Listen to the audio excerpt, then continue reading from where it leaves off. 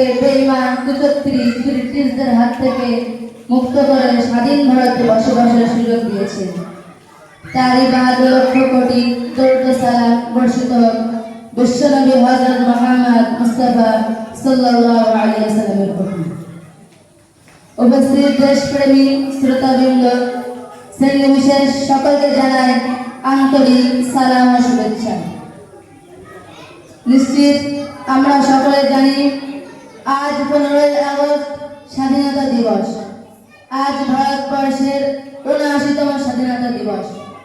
ভারতবর্ষের ১২৫ কোটি মানুষ আজকের দিনটিকে সাদরে পালন করে, স্মরণ করে থাকে সেই সমস্ত বীর মুজাহিদ যাদের প্রাণের বিনিময়ে, রক্তের বিনিময়ে অত্যাচারী বেঈমানদের হাত থেকে পবিত্র হয়েছিল এই ভারতবর্ষের মাটি।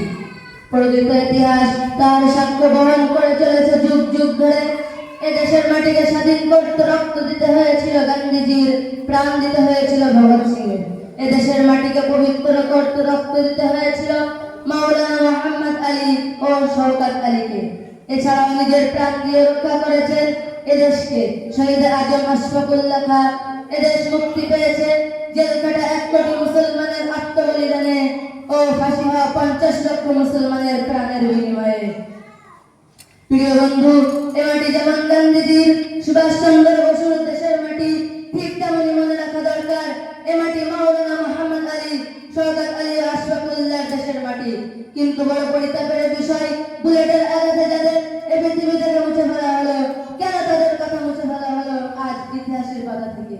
প্রিয় বন্ধু, এদের স্বাধীনের পিছনে যদি গান্ধীজির রক্তের অবদান থাকে, তাহলে মনে রাখতে হবে দিল্লির রাজপথের গাছগুলিতে অসংখ্য মুসলিম বুদ্ধিজীবী আলেম ওলামার ফাঁসিতে প্রাণ দেওয়াটাও কম অবদানের নয়। প্রিয় বন্ধু, আজ স্বাধীন ভারতবর্ষের বুকে গৌরক্ষার নামে চলেছে মুসলমানদের উপর অত্যাচার, অপবাদ দেওয়া হচ্ছে, দেশদ্রোহী, সন্ত্রাস বলা হচ্ছে। আমরা ভারতবাসী নয়, আমাদের পাকিস্তানে চলে যাওয়া দরকার। আমি দিল্লির রাজপথে দাঁড়িয়ে দীপ্ত কণ্ঠে বলতে পারি, এ ভারতের লালকেল্লা আমার, কুতুব মিনার, শহীদ মিনার, তাজমহল আমার। আজ শহীদ মিনারের ইট খসালে মুসলমানদের গায়ের রক্তের গন্ধ পাওয়া যাবে। মনে রাখবেন, এ ভারতের ৩০ কোটি মুসলমান যারা পয়গম্বর ইসলাম হযরত মুহাম্মদ সাল্লাল্লাহু আলাইহি ওয়াসাল্লামের শিক্ষা দীক্ষা নিয়ে চলে, তারা বাই চান্স ইন্ডিয়ান নয়, তারা বরং বাই চয়েস ইন্ডিয়ান। আমরা প্রকৃত ভারতবাসী, দেশকে ভালোবাসি। আমরা শপথ নিয়ে বলতে পারি, ৭৯ বছর আগে যেমন পরাধীন ভারতকে স্বাধীন করার জন্য বুলেটের সামনে বুক চিতিয়ে দিয়েছিলাম, প্রয়োজনে আজও স্বাধীন ভারতবর্ষকে দুর্নীতি মুক্ত করার জন্য বুকের তাজা রক্ত ঢেলে দিতে তৈরি থাকবো ইনশাআল্লাহ। তাই কবির ভাষায় বলি, মোরা ছাড়বো না কোরআন, না ছাড়বো হিন্দুস্তান, জন্মভূমির ভালোবাসা আমাদের ঈমান। এই বলে এখানে ইতি করছি। ভারত কি জয় হোক।